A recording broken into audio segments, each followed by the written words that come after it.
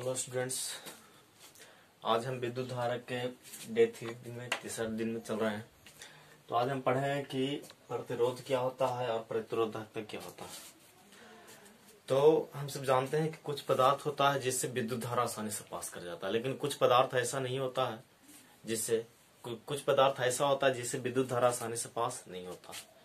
तो ऐसा होता क्यों है, इसका क्या कारण है? तो इसका कारण क्या है कि जो पदार्थ है उसमें एक गुण होता है जिसके कारण वो हमेशा विद्युत धारा के प्रवाह को कुछ प्रतिरोध करता है। तो वह प्रतिरोध ही क्या है, एक गुण है जो उसके प्रवाह को क्या करेगा, रोकेगा। इस जैसे कि कोई वस्तु क्या होता है, मोशन में होता है, कोई वस्तु गति में रहता है तो वो कभी न कभी रुकता है, गति को कोई रोकने वाला होता है। जैसे कि वहां पर कौन बल काम करता है, वहां पर एक बल है फ्रिक्शन, घर्षण बल, जिसके कारण कोई वस्तु जाते जाते क्या होता है, रुक जाता है। तो वो गति को हमेशा क्या करता है, अवरोध करता है। तो उसी तरह से विद्युत धारा को कोई अवरोध करता है जिसके कारण किसी में आसानी से पास करता है तो किसी में पास ही नहीं करता है। तो उसी गुण को हम क्या कहेंगे, प्रतिरोध कहते हैं। ये जो प्रतिरोध, फर्स्ट पॉइंट है प्रतिरोध। प्रतिरोध किसको कहेंगे, तो किसी पदार्थ का वह गुण जो विद्युत धारा के प्रवाह को विरोध करे उसे प्रतिरोध कहते हैं। तो ये किसी भी पदार्थ का एक गुण है जो क्या करता है, विद्युत धारा के प्रवाह के विरोध करता है। उसमें जाता है तो उसको क्या करता है, ये रोकने वाला काम करता है। उसको क्या कहते हैं, प्रतिरोध कहते हैं। इसका मात्रक क्या होता है, तो इसका जो मात्रक है वो ओम होता है। इसका मात्रक क्या होता है, ओम होता है। ओम का संकेत इस तरह से होता है, या फिर वोल्ट पर एम्पियर। ओम लॉस हम सब जानते हैं, V=I। यहाँ से R बराबर कुछ हो जाएगा V/I। तो V का जो यूनिट होता है क्या होता है, वोल्ट, और I का एम्पियर। तो वही है वोल्ट पर एम्पियर। भी दूसरा यूनिट क्या होता है, वोल्ट पर एम्पियर। तो इसका ऐसा ही मात्रा क्या होता है, ओम या फिर वोल्ट पर एम्पियर। यहाँ से 1 ओम बराबर हम क्या लिख सकते हैं, 1 ओम बराबर 1 वोल्ट पर एम्पियर। अगर 1 वोल्ट का डिफिनीशन लिखने आ जाए, 1 वोल्ट की परिभाषा क्या होगा, 1 ओम का परिभाषा क्या होगा, तो हम क्या कहेंगे कि जब किसी तार में 1 वोल्ट विभवांतर दिया जाता है तो उससे 1 एम्पियर विद्युत धारा प्रवाहित होता है। तो यहाँ पर जो रेजिस्टेंस है, यहाँ पर जो प्रतिरोध का मान होता है उसे हम 1 ओम कहते हैं। तो इस तरह से इसका परिभाषा भी हो सकता है। अब जो प्रतिरोध का जो एक फार्मूला होता है, प्रतिरोध का फार्मूला होता है R बराबर ρL/A। अब यहाँ पर R क्या है, सिंबल है कि इसका प्रतिरोध का संकेत क्या होता है, R, और ρL/A। रो यहाँ पर क्या है, R मतलब प्रतिरोध, L मतलब लंबाई, तार की लंबाई, A मतलब अनुप्रस्थ काट का क्षेत्रफल। जैसे कि ये तार है तो इसमें लेंथ लंबाई वाला हो गया, अनुप्रस्थ काट का क्षेत्रफल। क्षेत्रफल एक ये भी है, तो ये क्षेत्रफल नहीं है, हमें ये वाला लेना है। यानी ये जो क्षेत्रफल है यही क्षेत्रफल होता है। यानी तार कितना मोटा है कितना पतला है इस पर ये निर्भर करता है। तो अनुप्रस्थ काट का क्षेत्रफल A हो गया, और रो मतलब प्रतिरोधकता। प्रतिरोधकता कुछ देर बाद हम देखने वाले प्रतिरोधकता क्या होता है। तार बराबर ρL/A। यानी अगर लंबाई बढ़ जाएगा तो प्रतिरोध क्या हो जाएगा, इस फार्मूला के अनुसार बढ़ जाएगा। अगर मोटाई क्या हो जाए, बढ़ जाए, तो यहाँ पर ये क्या है, व्युत्क्रम अनुपाती है, तो इसका मान क्या हो जाएगा, घट जाएगा। तो इसी फार्मूला से हम सभी ये लिखते हैं कि R क्या है, समानुपाती है लंबाई के, R व्युत्क्रम अनुपात है किसके, क्षेत्रफल के, और ताप पर भी निर्भर करता है, इसके साथ साथ प्रतिरोधकता पर भी निर्भर करता है। तो प्रतिरोध है जो तार की लंबाई के समानुपाती होता है। जैसे कि अब एक छोटा सा तार लेते हैं, एक बड़ा तार लेते हैं, तो अगर हमें दूर से अगर तार लाना होता है तो हमारे जो घर में बल्ब जो भी जलेगा वो बहुत ही डिम जलेगा। लेकिन कहीं से अगर नजदीक लाना होता है, यहाँ से यहाँ ले गए तो यहाँ से यहाँ तक अगर बल्ब जला रहे हैं तो यहाँ वाला बल्ब क्या होगा, तेज जलेगा, क्योंकि यहाँ पर प्रतिरोध कम है। लगभग जो भी हम विद्युत धारा का मान देंगे सबका सब यहाँ पर पहुंच जाएगा। तो इस तरह से अगर कम लंबाई की रहेगा तो उससे विद्युत धारा ज्यादा प्रवाहित होगा, और ज्यादा लंबाई का रहेगा तो उससे विद्युत धारा कम प्रभावित होगा, क्योंकि यहाँ पर R का मान क्या होता है, अलग अलग होता है। इस तरह से अनुप्रस्थ काट के क्षेत्रफल पर निर्भर करता है। अगर ज्यादा मोटा तार है तो उसका प्रतिरोध कम होगा, और कम मोटा तार है तो उसका प्रतिरोध ज्यादा होता है। तो इसलिए घर में जब भी वायरिंग करते हैं तो क्या करते हैं, हम सब मोटा तार का प्रयोग करते हैं। तीसरा है ताप पर भी निर्भर करता है। अगर चालक का ताप बढ़ जाएगा तो उसका प्रतिरोध का मान क्या होगा, बढ़ जाता है। तो ताप पर भी ध्यान रखा जाता है। अगर ताप घट जाएगा तो उसका प्रतिरोध का मान क्या हो जाएगा, घट जाएगा। चौथा है कि प्रतिरोध चालक पदार्थ पर भी निर्भर करता है। अब प्रतिरोध है जो चालक पदार्थ पर भी निर्भर करता है। जैसे कि अब हम सिल्वर लेते हैं, चांदी और तांबा, तो चांदी का प्रतिरोध क्या होगा, चांदी का प्रतिरोध कम होता है, जबकि तांबा का प्रतिरोध उससे थोड़ा सा ज्यादा होता है। तो इस तरह से पदार्थ पर भी क्या करता है, ये प्रतिरोध, प्रतिरोधकता और प्रतिरोध दोनों निर्भर करता है। प्रतिरोध चालक के पदार्थ पर निर्भर करता है, क्योंकि सभी पदार्थ की क्या होता है, प्रतिरोधकता अलग अलग होता है। यहाँ पर R है जो डिपेंड किस पर कर रहा है, प्रतिरोधकता पर। ऑटोमेटिक है, अगर ये बदल जाएगा तो ये भी बदल जाएगा। तो इस तरह से प्रतिरोध है जो प्रतिरोधकता पर निर्भर करता है। पदार्थ अलग अलग पदार्थ का क्या होता है, प्रतिरोधकता अलग अलग होता है। अब जानेंगे प्रतिरोधकता क्या होता है। तो ये फॉर्मूला है, यहाँ से हम रो बराबर क्या लिख सकते हैं, रो बराबर, और ए भागा में इधर आगे तो गुना हो जाएगा, फिर एल इधर आगे तो भाग में, तो यहाँ से रो का फॉर्मूला क्या आ जाएगा, R बटा एल इंटू ए। प्रतिरोधकता का एक और नाम क्या है, विशिष्ट प्रतिरोध। तो इसका परिभाषा क्या होगा, यहाँ से हम कह सकते हैं कि अगर इकाई क्षेत्रफल हो जाए, इसका मान 1 हो जाए इकाई, तो रेजिस्टेंस पर यूनिट लेंथ, प्रतिरोध प्रति लंबाई, इसको क्या कह सकते हैं, प्रतिरोध प्रति लंबाई, प्रतिरोध प्रति लंबाई इसको कह सकते हैं।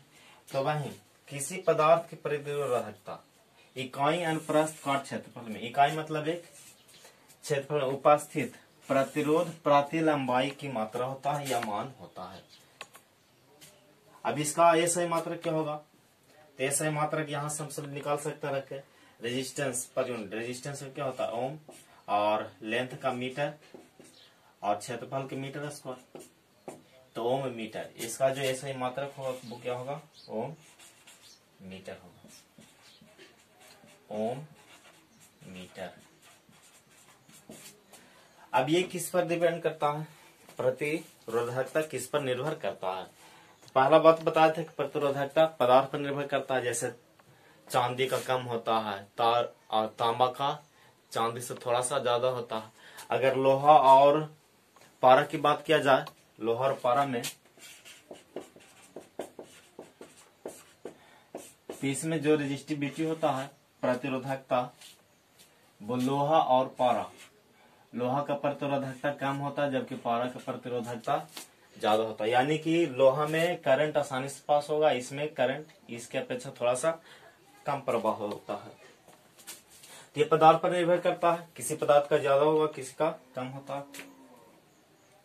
दूसरा, ये निर्भर नहीं करता है, जैसे कि प्रतिरोध था जो लंबाई और अनुप्रस्थ काट के क्षेत्रफल निर्भर करता था, लेकिन ये प्रतिरोधकता है जो पदार्थ का लंबाई और क्षेत्रफल पर निर्भर नहीं करता है। जैसे कि कॉपर तार है, अगर हम तांबा का तार लिए इतना पतला, एगो इतना मोटा लिए, एक सेम में तांबा का तार है, तो दोनों का प्रतिरोधकता क्या होगा, अगर इसका 2 ओम मीटर है तो इसका भी कितना हो जाएगा, 2 ओम मीटर। तो तार चाहे कितना छोटा रहे, मोटा रहे, पतला रहे, उस पर निर्भर नहीं करता, डिपेंड उस पर करता है कि वो किस पदार्थ से बना हुआ है। अगर एक ही पदार्थ से बना हुआ है तो उसका प्रतिरोधकता क्या हो जाएंगे, सेम हो जाएंगे। तीसरा है कि यह तापमान पर निर्भर करता है, यह तापमान पर क्या करेगा, निर्भर करेगा। अगर जैसे कि चालक और मिश्र धातु या धातु और मिश्र धातु, अगर इसका तापमान बढ़ा देंगे तो रेजिस्टिविटी यानी प्रतिरोधकता का मान क्या होता है, बढ़ जाता है, जिसके कारण प्रतिरोध भी बढ़ जाएगा। लेकिन अर्धचालक में अगर हम टेम्परेचर यानी कि तापमान बढ़ाते हैं तो इसका जो प्रतिरोधकता होता है क्या होता है, घट जाता है, तो प्रतिरोध भी क्या हो जाएंगे, घट जाएंगे। तो ये इसको याद रखना, ये सब ऑब्जेक्टिव में पूछा जाता है। अब आते हैं नेक्स्ट टॉपिक पर।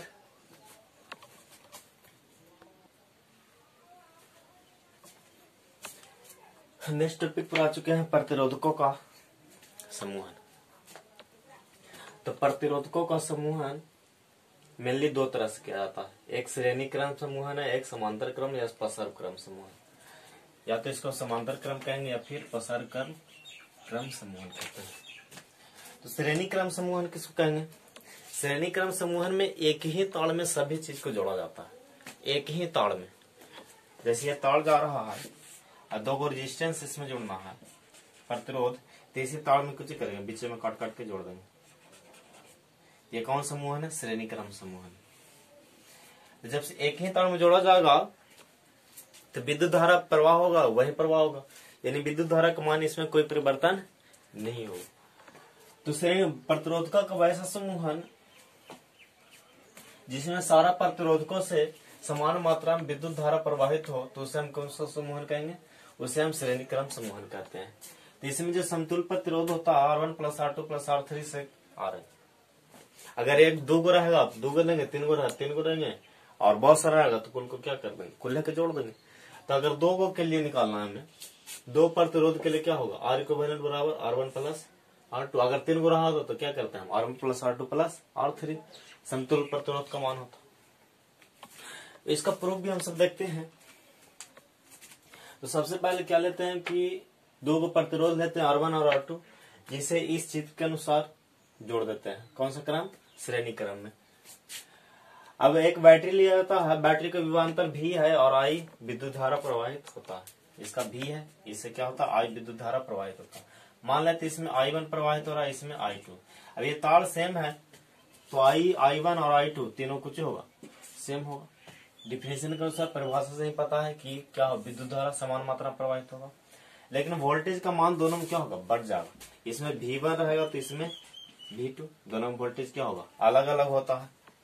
तो अब हम सब जानते हैं कि V बराबर ओम के नियम से कुछ होता है, ओम के नियम से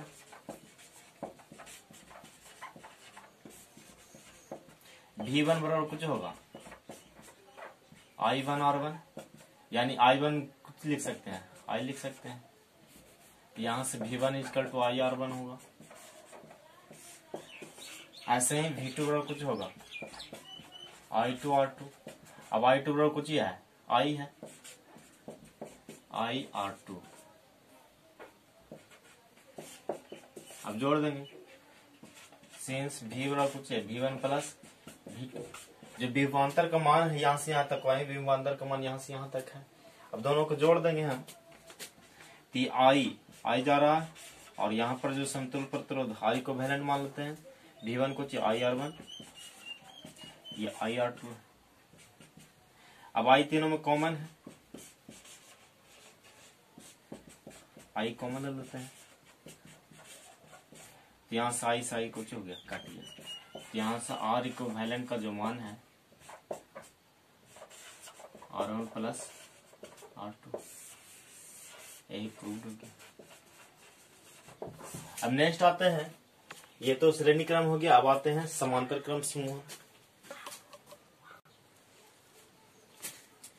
अब आते हैं समांतर क्रम समूहन किसको कहते हैं?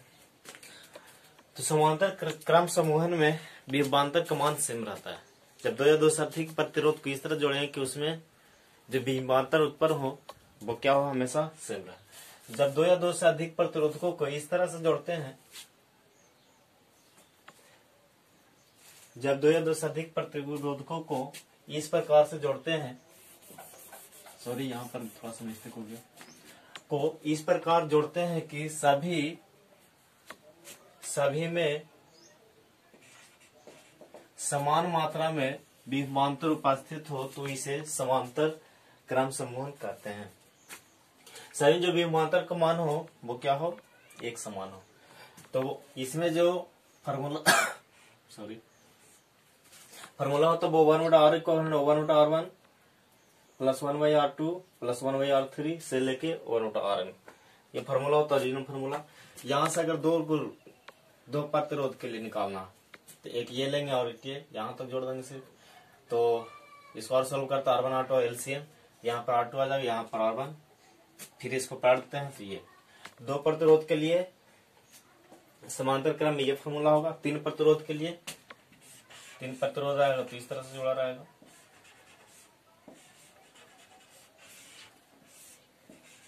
R1 R2 R3, ये सब के लिए सिंगल R इक्विवेलेंट का।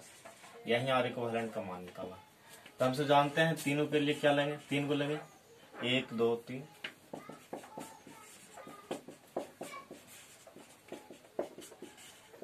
फिर सबका एलसीएम। अब सिंपल सी बात है, तीसरे से भाग देंगे, तीसरे से भाग देंगे तो R1 कैंसिल हो जाएगा, बचा कुछ R2 R3, जिसे मल्टीप्लाई कर देंगे। फिर R2 से हम भाग देंगे तो R2 भाग जाएगा, R1 R3 बच जाएगा, फिर गुना कर देंगे। फिर R3 से भाग देंगे तो R1 R2। अब ये पलट जाएगा, अब ये पलट जाएगा। अब इसको अरेंज कर सकते हैं, R1 R2,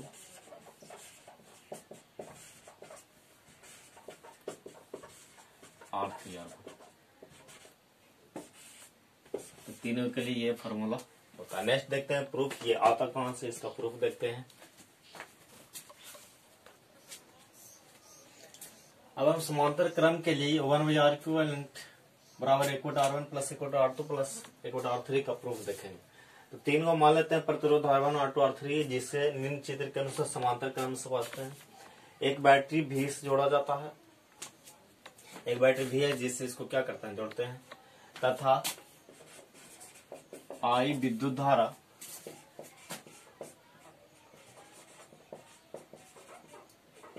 प्रवाहित होता है।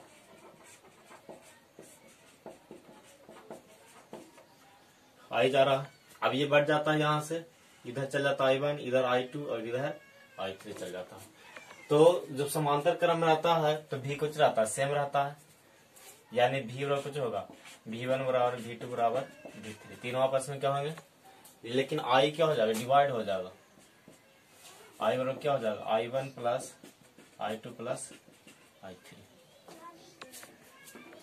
तो लिखेंगे चूंकि समांतर क्रम में विद्युत धारा बढ़ जाते हैं, विद्युत धारा क्या होते हैं, बढ़ जाते हैं, इसीलिए I बराबर क्या हो जाएगा, I1 plus I2 plus I3। अब हम सब जानते हैं V बराबर I, यहां से I का फॉर्मूला क्या होगा, V बटा R, यहां पर रख देंगे I बराबर V बटा R, V1 बटा R1, V2 बटा R2, V3 बटा R3, और I इक्वल टू क्या हो जाएगा, V बटा R इक्विवेलेंट। यहां से V बराबर V1 बराबर V2 V3 है, V बराबर V बटा R1 प्लस V बटा R2 प्लस V बटा R3, किससे, फ्रॉम 2 से। अब यहां सभी में V है तो V कॉमन लेवा जाएगा, V कॉमन ले लेते हैं,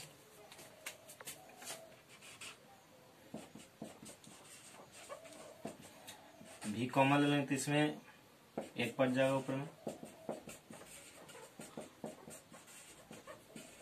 V से V कैंसिल, यहां से 1/R equivalent 1/R1 plus 1/R2 plus 1/R3 होगी, यही प्रूव्ड हो गया। Thank you for watching. जय हिंद, जय भारत।